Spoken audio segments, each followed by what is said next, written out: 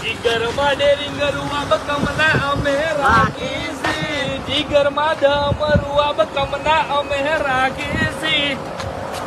હો ગુંડા કાકા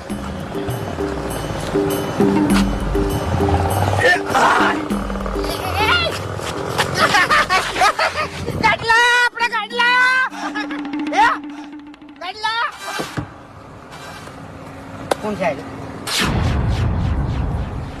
ભાવ એ 500 રૂપિયા વધારે આલજે